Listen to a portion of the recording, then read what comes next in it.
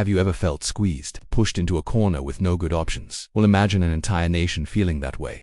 Today, we're diving into one of the Bible's most intense and honestly kinda dark stories. It's a tale of migration, ambition, a brutal conquest, and a spiritual wrong turn that echoed for centuries. This is the story of the tribe of Dan and their quest for a home, which led them to the unsuspecting city of Laish. Let's set the stage. After the Israelites entered the Promised Land, each of the 12 tribes got a piece of the pie, their own inheritance of land. But for the tribe of Dan, their portion was a tough one. They were right next to the powerful Philistines and the Amorites, who weren't exactly rolling out the welcome mat.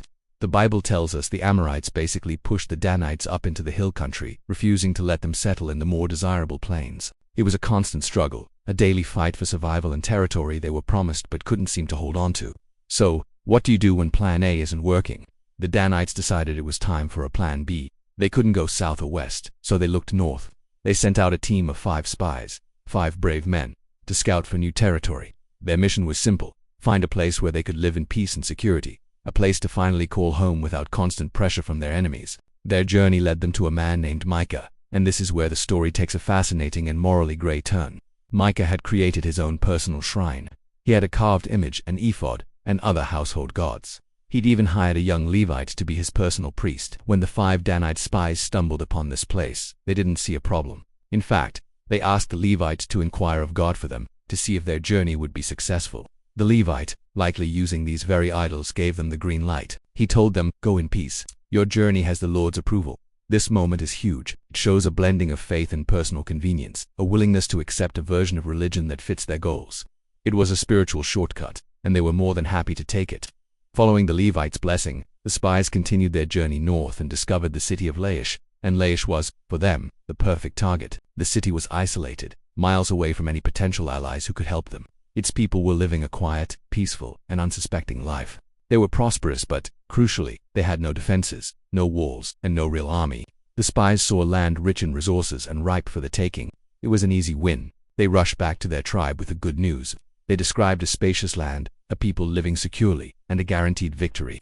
Their report was filled with confidence. God has given it into your hands. Fired up by this report, the tribe of Dan didn't hesitate. They mustered an army of 600 men, packed up their families, and began their migration north. But on their way, they made a stop, a very significant stop. They went back to Micah's house, and this is where a quest for land turns into an outright heist. They didn't just pass by.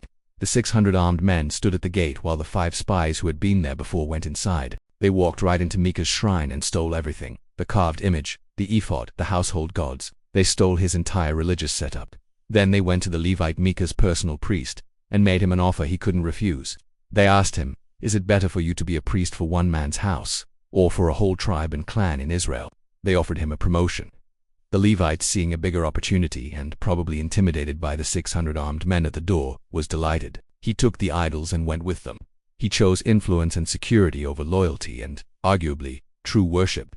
You can just imagine Micah's reaction when he came home and found his shrine empty and his priest gone. He gathered his neighbors and chased after the Danites. When he caught up to them, he cried out, "You've taken my gods which I made, and the priest, and you've gone away. What else do I have?" His cry is so desperate. It reveals how deeply his identity was tied to these man-made objects. But the Danites weren't having any of it. Their response was cold and threatening. They basically told him, "You better keep your mouth shut, or you and your whole household will pay the price." Outnumbered and overpowered, Micah had no choice but to turn back, defeated and empty-handed. This conflict shows the raw ambition of the Danites. They were willing to use force and intimidation to get what they wanted, even if it meant trampling over someone else. With Micah's idols and his priest in tow, the Danites continued their journey to Laish. Just as the spies had reported, the city was completely unprepared. They launched a surprise attack, and the result was brutal. They struck down the peaceful inhabitants, slaughtered them, and burned the city to the ground. There was no one to rescue the people of Laish because they were too far from any potential allies. On the ashes of the old city, the Danites rebuilt, and they renamed it Dan, after their ancestor.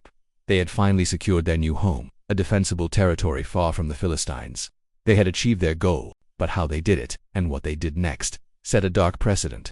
The very first thing they did in their new city was set up the idols they had stolen from Micah. They established a center of idolatry.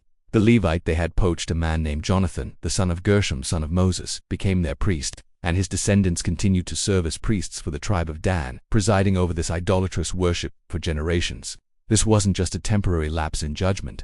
It became part of their tribal identity. They had a priesthood and a place of worship, but it was completely detached from the one true God and the central sanctuary in Shiloh where the Ark of the Covenant was.